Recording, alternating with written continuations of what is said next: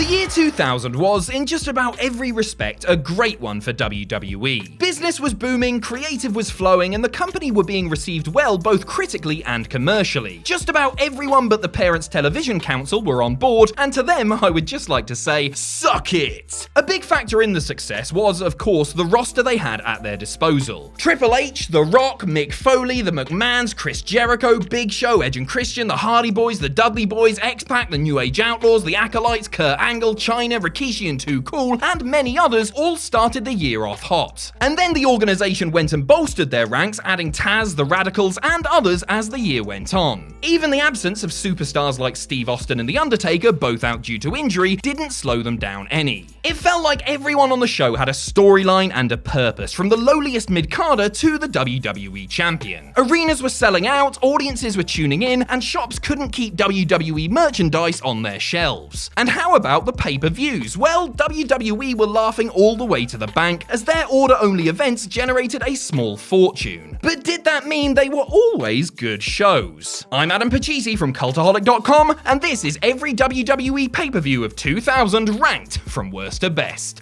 Join us. Number 14, King of the Ring. A rare misfire during one of WWE's best and most consistent years, King of the Ring arrived halfway into the calendar, and though the talent and the drive were there, the booking and some of the performances left a lot to be desired. The tournament itself was a strange one, with super workers like Chris Benoit, Eddie Guerrero and Chris Jericho all going out in the quarterfinals, while Val Venus, Crash Holly and Rikishi made it to the semis. Nothing against any of those guys, of course, all were great talents, but there's quite a clear gulf there, and I'm not talking about the one between Rikishi's cheeks. In the end, Kurt Angle would beat the bare-assed Samoan to become king, another feather in the cap of the rookie in his stunning debut year, and really the right result. As far as the tournament matches themselves, none really stood out though. Standing out is exactly what Gerald Briscoe and Pat Patterson did in their hardcore title evening gown match, which was clearly enjoyed by those backstage more than the fans in the arena or watching at home. Degenerates Road Dogg, X-Pac and Tori beat the Dudleys in a madcap handicap tables and dumpster match, though Bubba put Tori through a table after the fact, so who were the real winners here? Edge and Christian captured the tag team titles again, outlasting the Hardys, Too Cool and TNA in what was one of the better matches of the night. And in the main event, The Rock won the WWE title in a six-man tag, teaming with Kane and The Undertaker against Triple H, Vince and Shane McMahon. It was an intriguing storyline and stipulation, but didn't lead to a great match. Considering the incredible bouts that headlined WWE pay-per-views this year, the main event of King of the Ring 2000 has to be seen as a convoluted disappointment. Number 13, Insurrection. Another of WWE's UK exclusive pay-per-views that you can now watch wherever you dwell thanks to the network. Not that there's too much to go out of your way to see or anything. All in all, it was a fun show with nothing overtly terrible on it, and it sort of just washes over you like that feeling of shame you get when you subscribe to yet another OnlyFans account. In top bouts, The Rock retained his WWE title in an entertaining triple threat match with Triple H and Shane McMahon. Eddie Guerrero retained the European title in a cracker with Chris Jericho. Edge and Christian retained their tag titles against the Hardys thanks to a DQ in a typically decent bout, and Kurt Angle pinned Chris Benoit in a short but feisty contest. Elsewhere, the British Bulldog made a surprise appearance and beat Crash Holly for the hardcore title, a fun moment, but it's plainly obvious just how much Davey Boy's star had faded since SummerSlam 92. Rikishi and Shokishi, Big Show in a thong for the curious, beat the Dudleys in a fun formula filler. Road Dogg beat Bradshaw in an odd and disjointed match. Kane beats Bull Buchanan. Too Cool beat Perry Saturn and Dean Malenko in a fair match, and Terry and the Cat had an arm wrestling contest in their underwear. What, you usually keep your top and trousers on when having a little arm wrestle, do ya?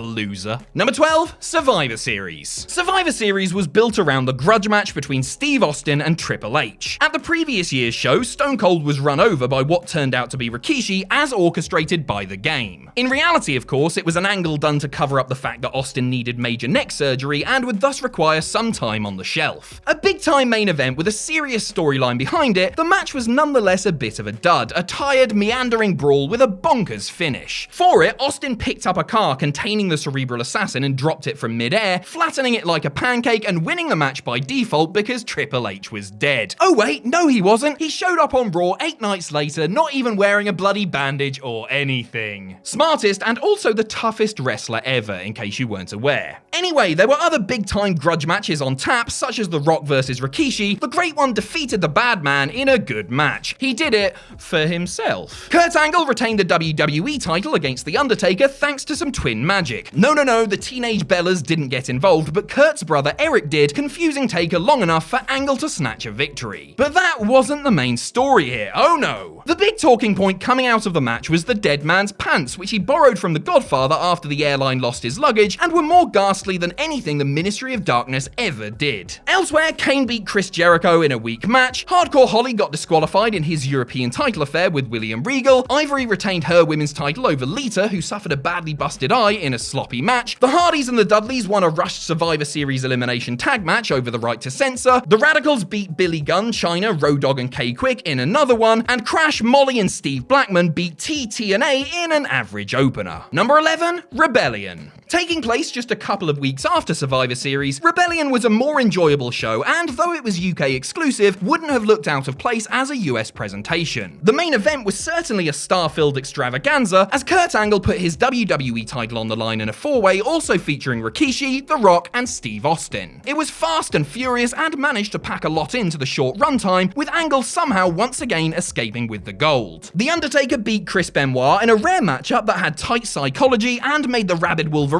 look like a star even in defeat. The rest of the card was solid and showed the WWE roster's depth at the time. Bull Buchanan and the Godfather of the Right to Censor beat the Hardys to retain the tag team titles in a solid scrap. Kane beat Jericho again, ditto Ivory and Lita. Billy Gunn and Chyna saw off Eddie Guerrero and Dean Malenko in a fiery bout. The Dudleys beat TNA and Edge and Christian in an elimination tables match. And Steve Blackman retained the Hardcore title over Perry Saturn in a classic case of two hard blokes smacking each other in the head with weapons.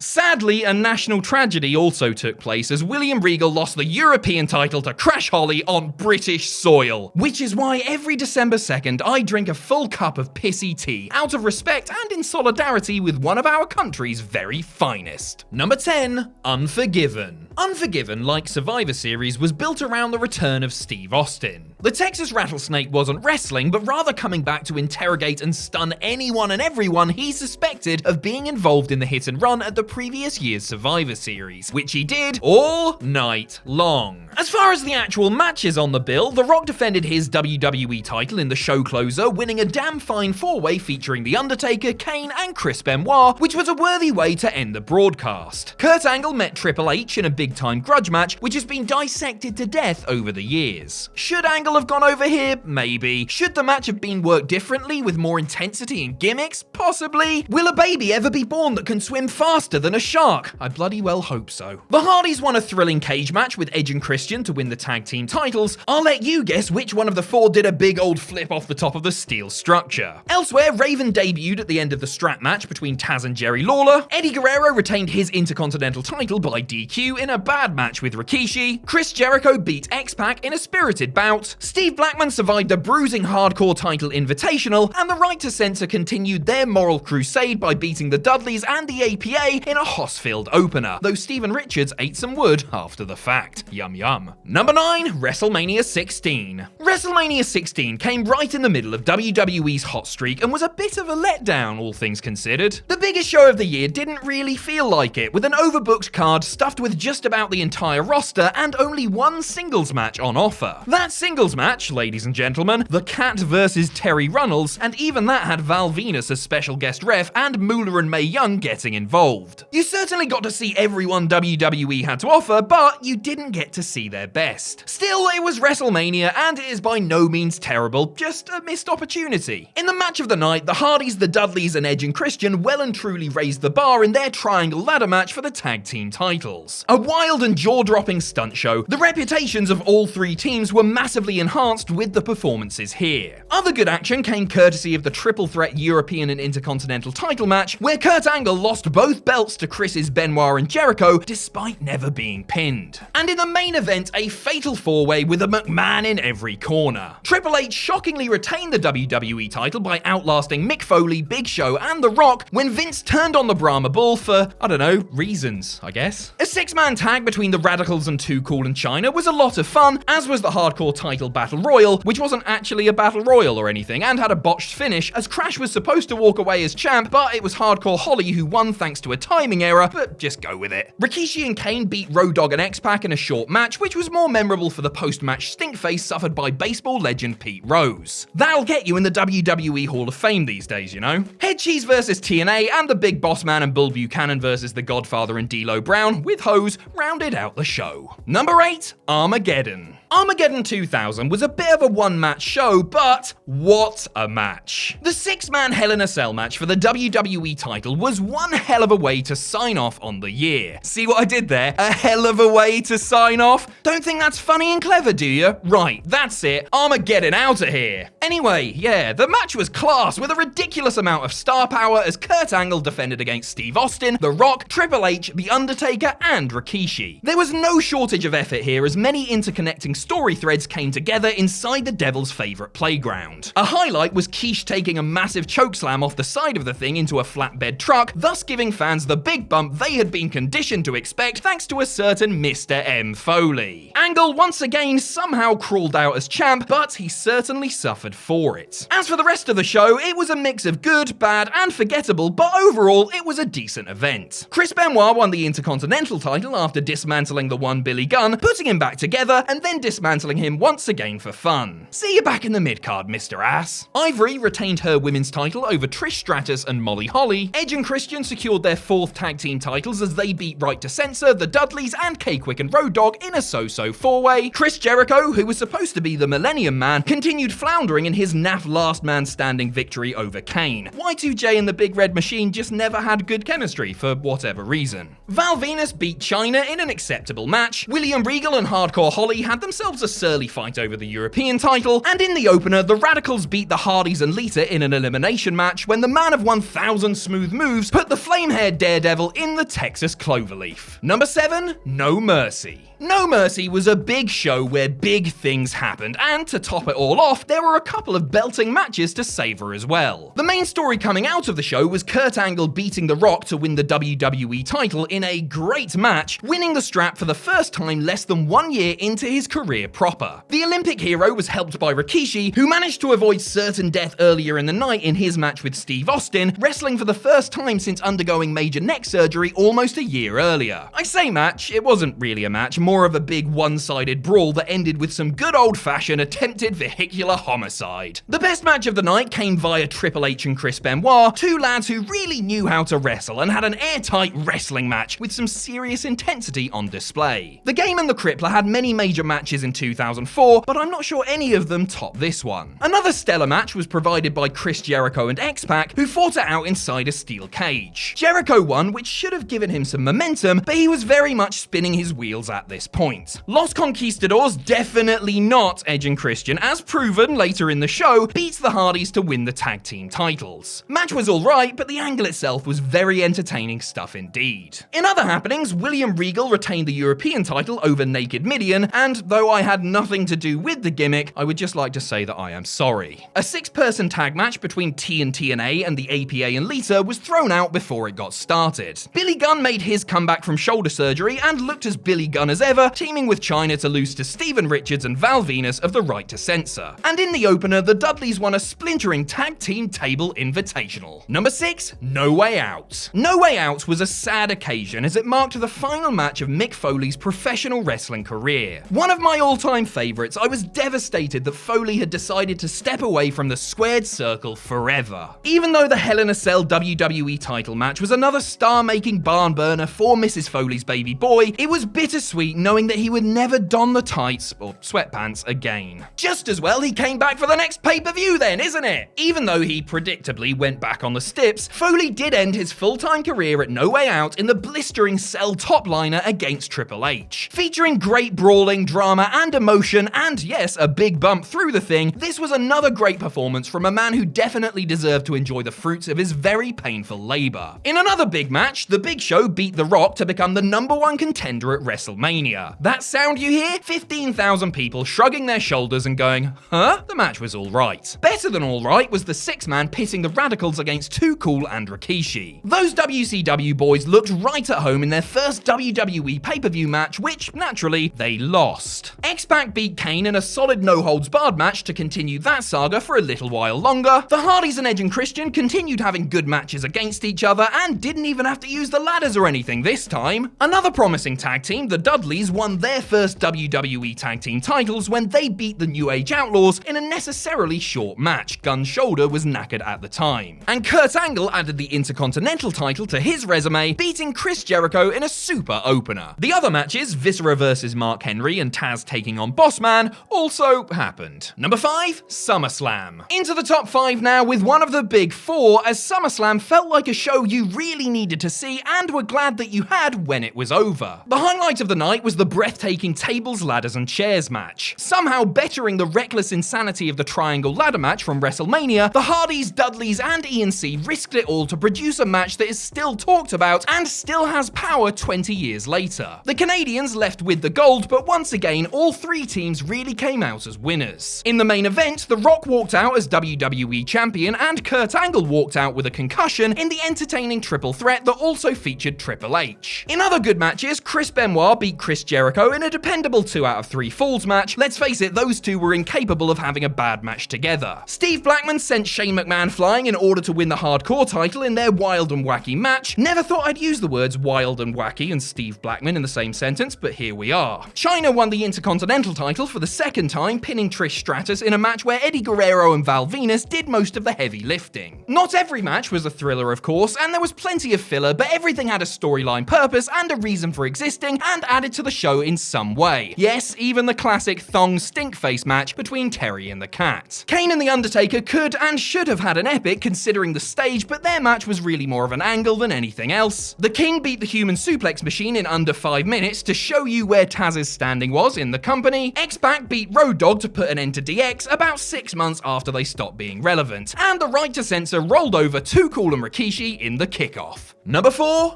Backlash. A lackluster WrestleMania was quickly forgotten about thanks to Backlash, a splendid supercard with a main event that should have probably been used at the granddaddy of them all instead. In it, The Rock won the WWE title by beating Triple H in an excellent match that had everything you could want in a clash between 2 massive stars in a pay-per-view headliner, including a run-in from Stone Cold Steve Austin, who was still recovering from his neck surgery and could hardly swing a chair but brought the house down with his appearance. Really, why didn't Mania end this way? In the other title matches, Benoit retained his Intercontinental title against Jericho in another solid addition to their series. Eddie Guerrero, fresh from the prom, beat S.A. Rios to retain his European title in a high-flying contest. Edge and Christian retained the tag team titles over X-Pac and Road Dogg in a serviceable opener. Crash Holly retained the hardcore title in an action-packed 6-man that made good use of the weapons and the sets that were available. And Dean Malenko held on to the long-forgotten light heavyweight title by having a cracking bout with Scotty 2 Hotty. In the other non-title matches, the Dudleys lost to TNA, but Bubba managed to put Trish through a big, thick, stiff one afterwards. I'm talking about a table, you heathens. Bossman and Bull Buchanan beat the APA in a scrappy slugfest, and Big Show, cosplaying as Hulk Hogan, did Hogan things and squashed a promising young upstart within minutes when he dropped Kurt Angle with a chokeslam, not the big leg. Oh, brother. Number 3, Judgment Day. Following Backlash was Judgment Day, another superior pay-per-view with Triple H and The Rock putting on a clinic in the main event.